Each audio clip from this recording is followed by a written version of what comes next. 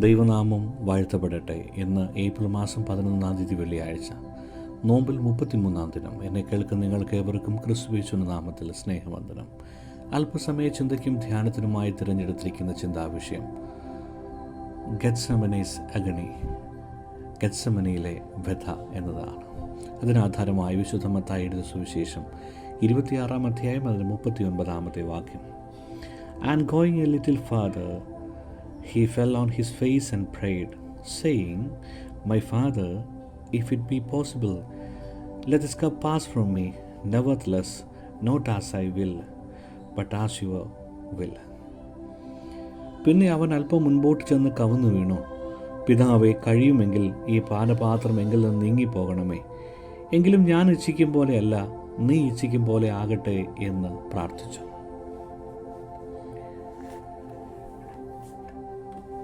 ഗെത്സമന തോട്ടത്തിൽ യേശുവിൻ്റെ തീവ്രവും വൈകാരികവുമായ ആത്മീയ പോരാട്ടത്തെ പകർത്തുന്ന ആഴമേറിയ ഒരു വാക്യമാണ് മത്തായിയുടെ സുവിശേഷം 26 അധ്യായം 39 വാക്യം.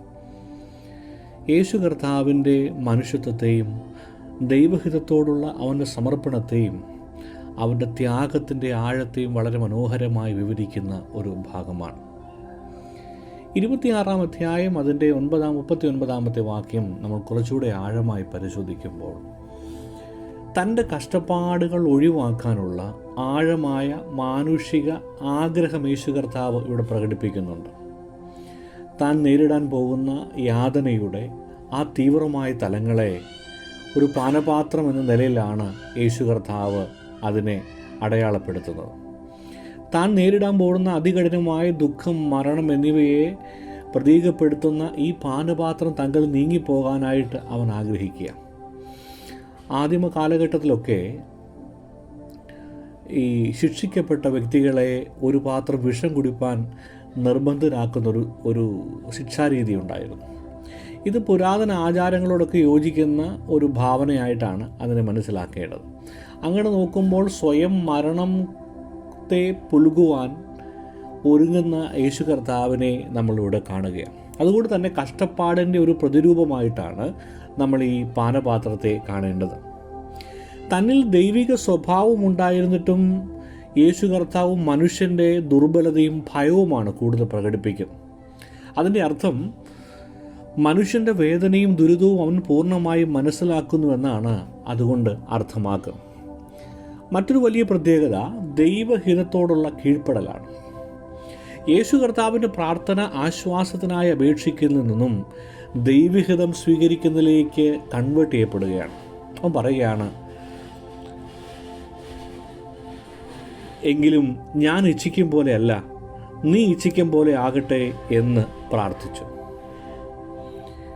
ഇത് ദൈവത്തിൻ്റെ വീണ്ടെടുപ്പിനായുള്ള പദ്ധതിയിലുള്ള അവൻ്റെ അനുസരണത്തെയും വിശ്വാസത്തെയും എടുത്തു കാണിക്കുക. ജീവിതത്തിൽ പരീക്ഷണങ്ങൾ നേരിടുമ്പോൾ പോലും നമ്മുടെ ആഗ്രഹത്തെ അവിടെ ഉപേക്ഷിക്കുകയും ദൈവത്തിൻ്റെ മഹത്തായ ഉദ്ദേശത്തിൽ വിശ്വസിക്കുകയും ചെയ്യേണ്ട പ്രാധാന്യമാണ് വിശ്വാസ സമൂഹത്തെ ഇത് ഓർമ്മപ്പെടുത്തുന്നത്. പലപ്പോഴും നമ്മൾ ആഗ്രഹത്തിൻ്റെ പിന്നാലെയാണ്.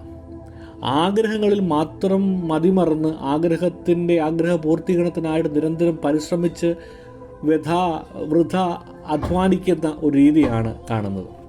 എന്നാൽ അതിനപ്പുറമായി ദൈവത്തിൻ്റെ മഹത്തായ ഉദ്ദേശത്തിൽ വിശ്വസിക്കുകയും ചെയ്യേണ്ടതാണ് എന്ന് ഈ ഭാഗം ഓർമ്മപ്പെടുത്തുന്നു. മറ്റൊരു വലിയ പ്രത്യേകത, മനുഷ്യരാശിയുടെ രക്ഷയ്ക്കായി യേശു സഹിച്ചതിൻ്റെ ആവശ്യകതയെ ഈ വാക്യം അടിവരയിടുന്നു. ശരിക്കും ഈ പാനപാത്രത്തെ മനസ്സിലാക്കേണ്ടത് സഹിക്കാനുള്ള അവൻ്റെ സന്നദ്ധതയും മനുഷ്യവർഗത്തെ പാപത്തിൽ നിന്ന് വീണ്ടെടുക്കാനുള്ള അവൻ്റെ സ്നേഹത്തിൻ്റെ പ്രതിബദ്ധതയുടെ ആഴത്തെയും അത് പ്രതിഫലിപ്പിക്കുന്നു എന്ന് നാം മനസ്സിലാക്കണം. ശരിക്കും മനുഷ്യരാശിയുടെ പാപങ്ങളുടെ ഭാരം വഹിപ്പാൻ യേശുവിന് ആവശ്യമായൊരു ത്യാഗം ചെയ്യേണ്ടിയിരുന്നു. ശരിക്കും ഈ കൊടുത്ത വിലയിൽ നിന്നാണ് മനുഷ്യരാശിയുടെ രക്ഷ വന്നത് എന്ന് നമ്മെ നിരന്തരം ഓർമ്മപ്പെടുത്തുന്നുണ്ട്. അതുകൊണ്ട് ഈ നാളുകളിൽ ഈ ഗെത്സമനയുടെ വ്യഥയെ നമ്മൾ ആഴമായി പരിശോധിക്കുമ്പോൾ നമുക്ക് ചില പാഠങ്ങൾ പകർന്നു നൽകപ്പെടുന്നുണ്ട്. ഒന്നാമത്തത്, ദുരിത സമയങ്ങളിൽ നമ്മുടെ പ്രാർത്ഥനയാണ്. വേദനയുടെ നിമിഷങ്ങളിൽ വിശ്വാസികൾ ദൈവത്തെ എങ്ങനെ സമീപിക്കണമെന്ന് യേശു കർത്താവ് പങ്കുവെച്ച് നൽകുകയാണ്. ദൈവത്തിൻ്റെ ആഗ്രഹങ്ങളുമായി നമ്മൾ പൊരുത്തപ്പെടുമ്പോൾ നമ്മുടെ ചിന്തകൾക്ക്, നമ്മളുടെ ആഗ്രഹങ്ങൾ കുറച്ചുകൂടെ തെളിവുണ്ടാകുകയാണ്. ദൈവത്തിൻ്റെ ആഗ്രഹത്തിനാണ് അവിടെ പ്രാധാന്യം അധികം കൊടുക്കേണ്ടത്. ജീവിതത്തിൻ്റെ പരീക്ഷണ ഘട്ടങ്ങളിൽ നമുക്ക് ചെയ്യാൻ കഴിയുന്ന മഹത്തരമായ ഒന്നാണ് പ്രാർത്ഥന എന്നത്. അത് നിരന്തരമായി നമ്മൾ അനുവർത്തിക്കുമ്പോൾ ആശ്വാസത്തിൻ്റെയും മാർഗനിർദ്ദേശങ്ങളുടെ ഉറവിടമായി മാറുകയാണ്. ഏറ്റവും ഒടുവിൽ നമ്മൾ മനസ്സിലാക്കേണ്ടത് ദൈവത്തിൻ്റെ പദ്ധതിയിൽ വിശ്വസിക്കുക എന്നതാണ്. നമ്മുടെ ചുറ്റുപാടുമുള്ള സാഹചര്യങ്ങൾ അത് മനസ്സിലാക്കാൻ പ്രയാസമാണ്, ഗൂഢമാണെന്ന് തോന്നിയാൽ പോലും ദൈവത്തിൻ്റെ പദ്ധതി പരിപൂർണമാണ് നമ്മൾ വിശ്വസിക്കാൻ തയ്യാറാകണം. അത് നമ്മളെ രക്ഷയിലേക്കും ആത്യന്തികമായ നന്മയിലേക്കും നയിക്കുമെന്ന് നമ്മൾ തിരിച്ചറിയേണ്ടത് വളരെ ആവശ്യമാണ്. അതുകൊണ്ട് യേശു കർത്താവിൻ്റെ മറ്റുള്ളവർക്ക് വേണ്ടി കഷ്ടപ്പെടാനുള്ള സന്നദ്ധത നമ്മളെ വെല്ലുവിളിച്ചുകൊണ്ടിരിക്കുക. മറ്റുള്ളവർക്ക് വേണ്ടി സഹനങ്ങളെ ഏൽക്കുവാൻ കഴിയുന്നിടത്താണ് നോമ്പുകാലം ഏറ്റവും അധികം പൂർണ്ണമായി തീരുന്നത്. പ്രിയപ്പെട്ടവരെ, നമ്മുടെ വ്യക്തിപരമായ ജീവിതത്തിലെ ആഗ്രഹങ്ങളെ ദൈവഹിതത്തിന് സമർപ്പിക്കുവാൻ നിങ്ങൾക്ക് സാധ്യമാകുന്നുണ്ടോ? അവനെ പൂർണ്ണമായി വിശ്വസിക്കാനുള്ള ശക്തിക്കായി പ്രാർത്ഥിക്കാൻ നിങ്ങൾ കഴിയുന്നുണ്ടോ?